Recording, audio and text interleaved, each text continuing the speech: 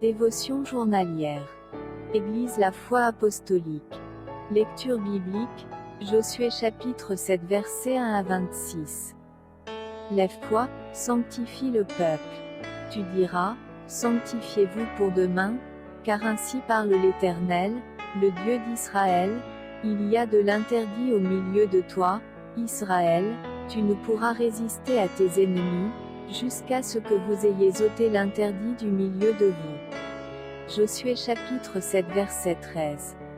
À tour de rôle, les dames nettoyaient le bâtiment de l'église, s'assurant que tout était présentable pour les services du dimanche. Une partie du nettoyage consistait à passer l'aspirateur sur les tapis du sol. Quoique l'aspirateur soit performant, certaines choses devaient être ramassées à la main et jetées à la poubelle, plutôt que d'essayer de les aspirer.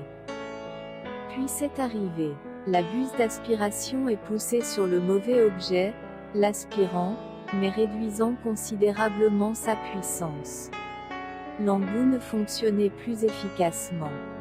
Lors de la vérification du tuyau d'aspiration, le blocage qui empêchait la saleté de pénétrer dans le sac à ordures a été découvert.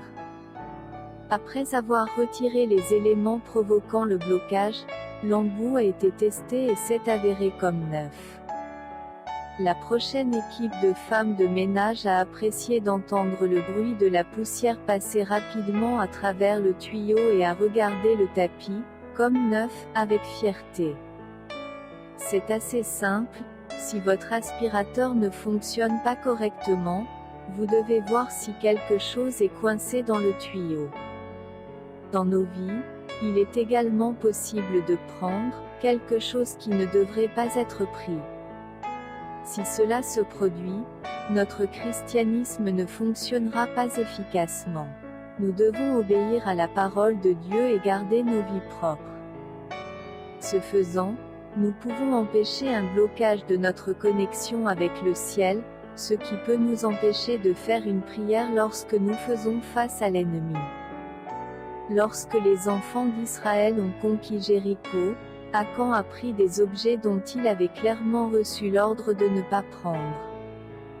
Par conséquence, Israël a été vaincu à Haï et 36 soldats israélites ont été tués.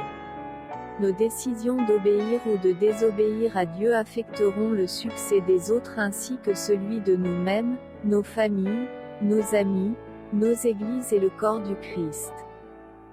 Nous pouvons être sûrs que l'ennemi mettra des tentations sur notre chemin. Il y aura des objets qui devront être ramassés et jetés. Ne prenons pas les déchets du diable, qui peuvent vaincre notre marche chrétienne. Au lieu de cela, obéissons à Dieu et attendons des victoires. Contexte. Dans le chapitre précédent, Josué et les enfants d'Israël étaient au paroxysme de la victoire parce que Jéricho avait été capturé. Cependant, le mot inquiétant, mais qui introduit le texte d'aujourd'hui indique que quelque chose était sur le point de changer. Josué a envoyé des hommes pour explorer Haï, et comme la ville était petite, ils ont pensé que ce serait une victoire facile. Ils opéraient selon leur propre compréhension au lieu de rechercher les directions du Seigneur. Plutôt que de vaincre Haï, ils se sont retrouvés à fuir pour sauver leur vie et à laisser derrière des camarades morts. Le péché d'Akan les avait séparés de Dieu, et leur cœur était fondu comme de l'eau parce que Dieu ne les avait pas aidés. À Gilgal, Josué et les anciens d'Israël se prosternèrent devant l'arche, qui était le symbole de la présence de Dieu, et déchirèrent leurs vêtements, mettant de la poussière sur leurs têtes. C'était la méthode israélite habituelle pour montrer le remords et l'humiliation. Josué a ouvert son cœur devant Dieu, disant au Seigneur les pensées de son cœur. Pourtant, sa grande préoccupation était la défense du nom du Seigneur devant leurs ennemis.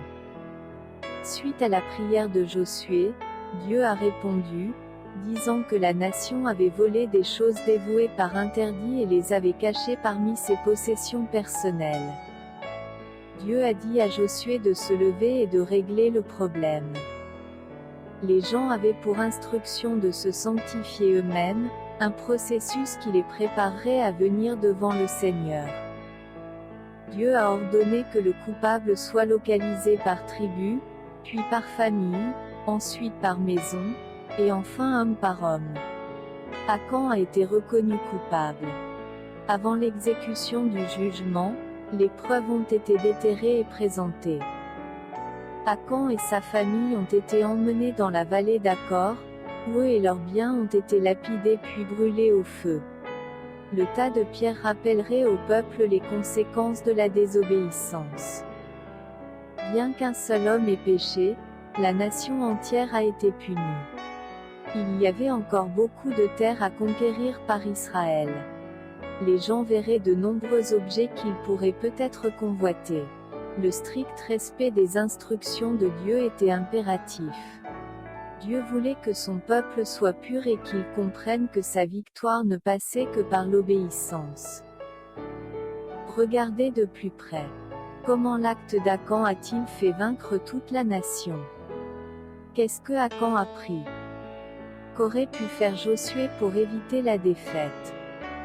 Si vous rencontrez une défaite dans votre vie chrétienne, que devez-vous faire? Conclusion. Tout comme les enfants d'Israël formaient une seule nation, le peuple de Dieu est aujourd'hui un seul corps en Christ. La responsabilité de chaque individu est d'obéir aux commandements du Seigneur, car ce que nous faisons affectera les autres. Choisissons chacun d'être saint et obéissant. Bonne journée à vous.